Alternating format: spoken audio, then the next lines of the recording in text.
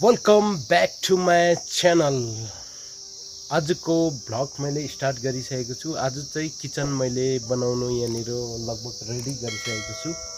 जग्गाहरू पनि र यहाँनिर एकदम बर्खामा दुःख यसपालि पाएँ कि एकदम त्यो बर्खाको टाइममा पानीले भिज्दै खानाहरू पनि खानुपर्ने, त्यसै कारणले गर्दाखेरि चाहिँ यहाँनिर मैले एउटा किचन बनाउने है कोसिस गर्दैछु र के कस्तो हुन्छ अन्तिमसम्म हेरेर साथ दिनु होला। मलाई त्यस्तो आइडिया त छैन त्यस्तो राम्रो बनाउने, तर पनि अब म कोसिस गर्नेछु। के कस्तो हुन्छ अन्तिमसम्म तपाईहरुलाई देखाउने छु, हेर्दै जानुहोस् होला। यो हो मेरो किचन, मैले स्टार्ट गरिसकेको। यो चाहिँ घरेटी सानो 10 बाइ 10 को बनाउने छु। यो चाहिँ मैले अब यसलाई वलहरु लगाउनु पर्ने छ वरिपरिबाट।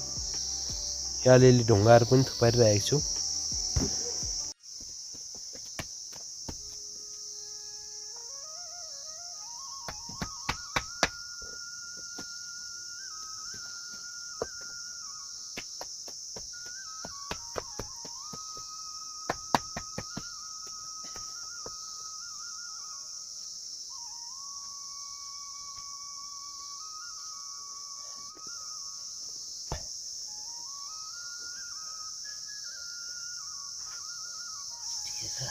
Kamu borangnya हो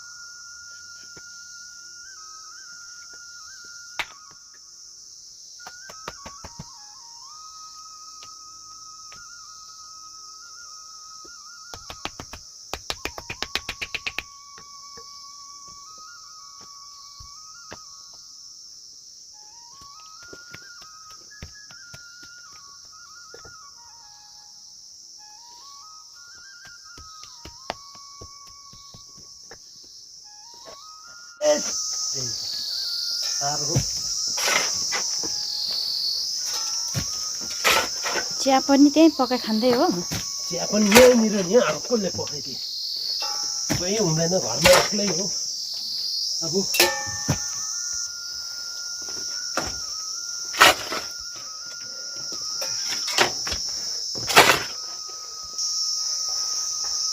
यो चाहिँ घरको घरेटी रहेछ।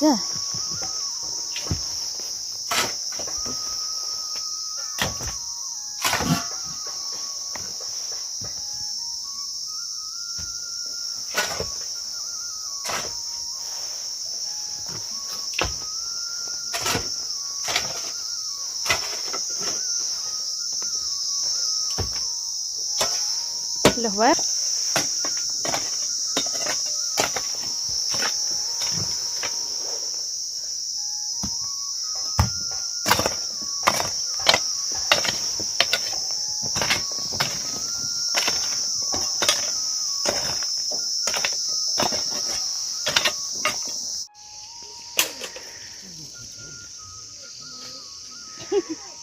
क्यामेराम्यान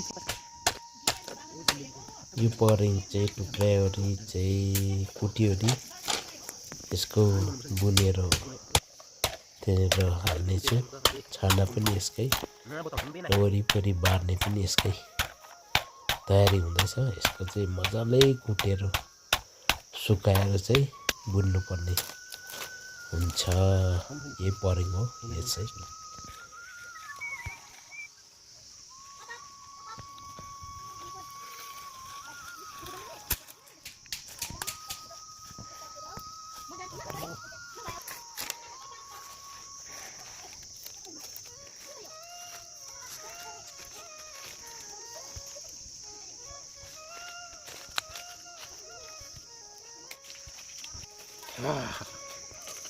सबै यसरी सुकाउनु पऱ्यो नि। सुकाएर चाहिँ त्यो दामी बनाउनु पर्ने छ है मेरो। यो चाहिँ किचन बनाउनुको लागि मैले लगभग यो चित्र बुन्नुको लागि यसरी गरेको हो। यो चाहिँ उहिले पुरानो सिस्टम हो, पुर्खाले गरेको कामहरू चाहिँ अब चाहिँ यो टेक्नोलोजीले मात्रै नहुने रहेछ नि। उहिलेको कतिवटा कुराहरू चाहिँ अप्नाएर गर्नुपर्ने रहेछ हाम्रो। हुन्छ क्यामेराम्यान फोकस गरौँ।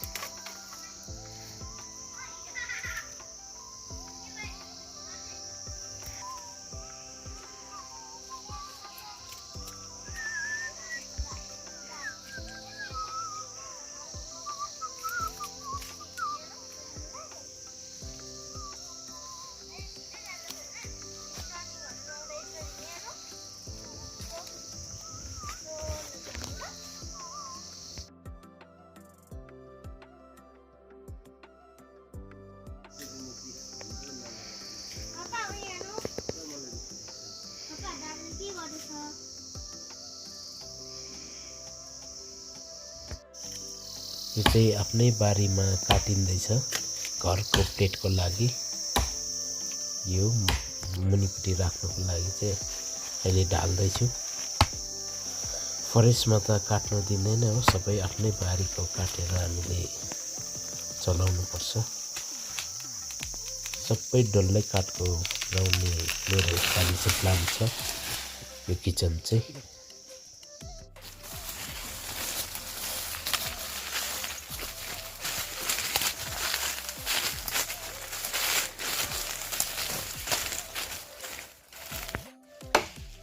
बनाउनुको लागि यहाँ यो डल्लो काठहरू काटिँदैछ। रुख चाहिँ चिलाउनु हो।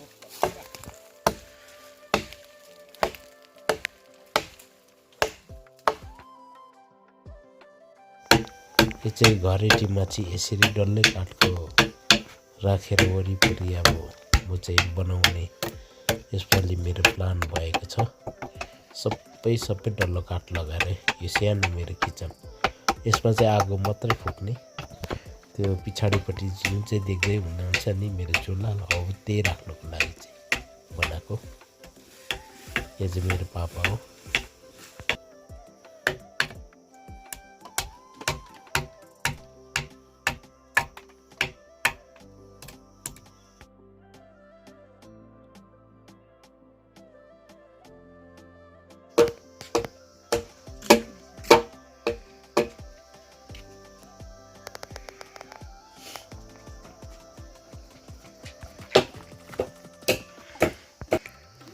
अस्ति चाहिँ यो वाल लगाएर घर इँटे उठाएको यस्तो पो छ है।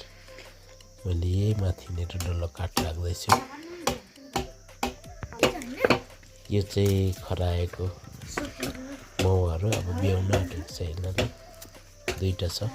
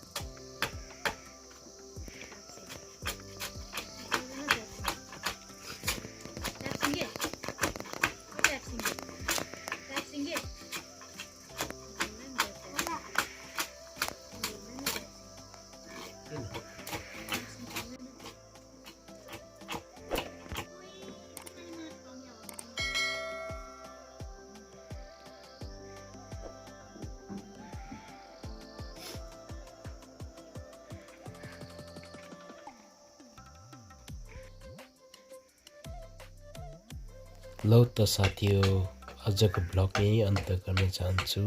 थ्याङ्क यू सबैजनाले हेरेर अन्तिमसम्म साथ दिनुभएकोमा।